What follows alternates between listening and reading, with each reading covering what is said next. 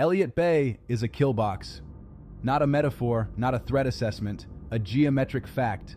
The waterfront runs west, the water is open, the continental shelf drops away, and right now, in the deep water beyond your radar's horizon, something is already moving toward you at low altitude below the curvature of this planet, and you have no idea it exists. Boeing, Renton, Everett, the port, Lewis-McChord. These are not neighborhoods. These are targeting coordinates on a planned strike package, and the weapon assigned to those coordinates was built specifically because your defenses cannot see it coming. That is the physics. Let's get into it. Taiwan is the trigger, not a prediction, a trajectory. Beijing has one window to neutralize American Pacific logistics before a carrier response can form. That window opens in the first hours of a conflict. You do not wait for the carrier. You cut its supply line before it leaves port. You don't attack Taipei first, you attack Seattle. You attack the industrial spine of the American war machine on the Pacific coast. The strategy is clean, the math is cold, and the delivery system sitting beneath Puget Sound right now is a Type 093B nuclear-powered attack submarine. Here's what that means. China built between 7 and 8 093B hulls between 2022 and 2025. More submarine production in 3 years than in the previous 3 decades. Each boat carries a pump jet propulsor, not a propeller, pump jet. The same propulsion architecture that pushed Russian Bory-class SSBNs to acoustic levels. Western passive sonar arrays struggled to track. The 093B operates near 1980s Soviet Sierra-class noise levels. Not silent, doesn't need to be. It needs to be quiet enough to reach 540 kilometers off the Washington coast without triggering an ASW response. That puts it beyond the continental shelf, beyond the reach of any JSS radar node. Beyond every sensor, the Western Air Defense Sector at Lewis-McChord is pointing toward the Pacific. The 093B carries a 12-cell vertical launch system, each cell loaded with a YJ-18, each YJ-18 assigned a coordinate set. The boat reaches its firing position. The crew executes. The missiles are already airborne before any American sensor knows the submarine was ever there. Now here is the geometry that will kill you. The YJ-18 NATO CHSS-NX-13 launches vertically. For the first 180 kilometers, it cruises at Mach 0.8, subsonic, sea skimming, 5 to 10 meters above the surface, not a stealth profile, a physics profile. The Earth curves, radar beams travel straight. At 5 meters altitude, the YJ-18 is geometrically below your horizon until it is 20 to 30 nautical miles from the coast. At Mach 0.8, that is roughly 90 seconds of detection window. 90 seconds. Write that down. It doesn't end there. At 40 kilometers out, the turbojet sustainer drops away. Solid fuel rocket ignites. The missile goes to Mach 3, 3,700 kilometers per hour. From 40 kilometers at that speed, 39 seconds to impact. The ARSR-4 long-range radar nodes in NORAD's Joint Surveillance System are optimized for aircraft at altitude and high-arc ballistic trajectories. A sea-skimming object the diameter of a telephone pole accelerating through a low-altitude radar shadow in its terminal phase is not what those systems were built for. Your own NORAD commander said it publicly. The North Warning System was a solid fence. Against a low-altitude cruise missile today, a picket fence. The YJ-18 was engineered by people who read that statement and called it an invitation. Now I'm going to translate these numbers into your street. 300 kilograms of high-explosive warhead. Mach 3 terminal velocity. That kinetic energy alone, before the warhead fires, punches through a reinforced concrete exterior wall. The steel frame channels the penetration inward. Detonation occurs inside the structure.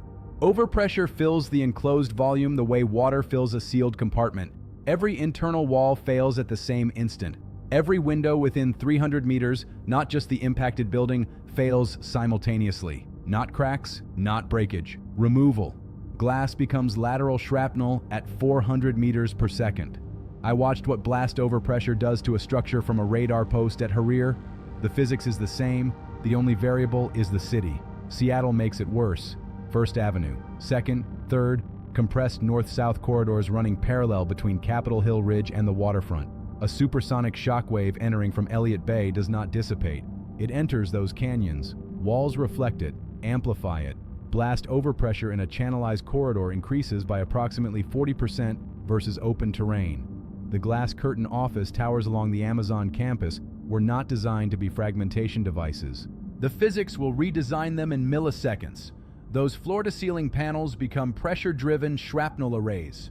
Your earthquake-rated building, base isolators engineered for lateral ground wave energy from below, will perform exactly as designed. It was never designed for a supersonic kinetic impact arriving horizontally at Mach 3 from the waterfront. Think someone shoots this down? The Western Air Defense Sector runs continuous alert, F-15s and F-16s. Against a transponder deviation or an unresponsive aircraft, they function. Against a sea-skimming weapon with a 90-second coastal window, sprinting to Mach 3 in terminal phase, the intercept geometry collapses before a scramble can complete. And a 093B doesn't fire one round. It fires a salvo from 12 cells, staggered timing, overlapping approach vectors. The defending system tries to sequence intercepts. It can't. It runs out of time before it runs out of targets. The Negev taught me that. The night the Iranian salvos came in stacked, even THAAD has a saturation threshold. A battery in the Pacific Northwest that doesn't exist yet has none. You have 39 seconds from the moment that missile clears its radar shadow to impact. Subtract the time it takes your brain to register the sound. Subtract the time it takes your legs to respond. You are not working with 39 seconds. You are working with fewer than 20. Here is the sound.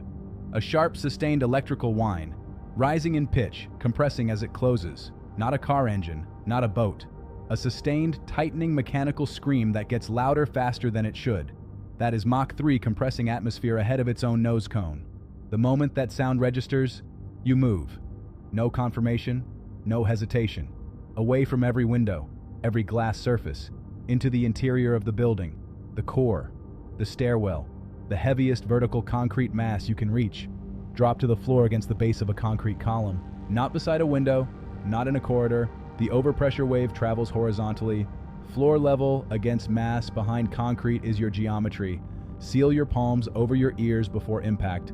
A 300-kilogram warhead initiating inside a concrete enclosure produces a pressure spike that ruptures unprotected eardrums. Protect them. The difference between sealed and unsealed is the difference between mobile and not. Phase 2 begins when the structural noise stops. Seattle's natural gas distribution network is old lateral piping running under terrain that liquefies under seismic load. A Mach 3 ground impact produces shock loading equivalent to a significant local seismic event. Those gas mains fracture. Fires start simultaneously across multiple blocks. They will not be isolated. Emergency services are already overwhelmed with mass casualty triage at the impact site. The fires spread unchecked. I-5 runs through the primary strike corridor, gridlocked within minutes. Structurally compromised within hours. Do not go near I-5. Now, the bridge problem. SR-520 and I-90 both cross Lake Washington. Both are large, fixed, high-value infrastructure targets. A second strike salvo will include them. Do not use either bridge. Do not queue for either bridge. A parking lot on a span above open water is where you die in a follow-on strike. Your extraction moves around the lake, not across it. Two options. Both avoid bridges. Both require moving before the second salvo. North route, surface streets north. Aurora Avenue N, SR-99. Through Northgate, Lake City, Kenmore. You are now at the north tip of Lake Washington. No bridge required. Continue east to Bothell. Then US 2 toward Monroe, Sultan, and the Western Cascades. You have cleared every strategic target vector without crossing a single span of water. South route, surface streets south through Sodo and Georgetown. Down to Renton, the southern tip of Lake Washington. No bridge. The lake ends there. Then SR-169 east toward Maple Valley, into the foothills, into distance. Both routes put you in the Cascades, not as a destination, as separation. Every mile from Elliott Bay increases your survivability margin against follow-on targeting. The fires behind you will be visible from the foothills for days. If traffic ceases completely, and it will, both routes are walkable. Renton is 11 miles south on surface streets. Kenmore is 12 miles north. Neither requires a bridge. Neither requires a freeway. Both require moving before the second wave arrives. You have a window between salvos. It is not a long window. Carry water. Carry a charged battery bank. Leave the vehicle if it becomes an anchor. The missile does not care about your address. It does not read your lease, your building's seismic certification, or your view of the sound. It has a Beidou navigation fix and a 300-kilogram argument. The only variable it cannot calculate is whether you were already moving when it arrived. Move before the sound stops being a warning and becomes a memory.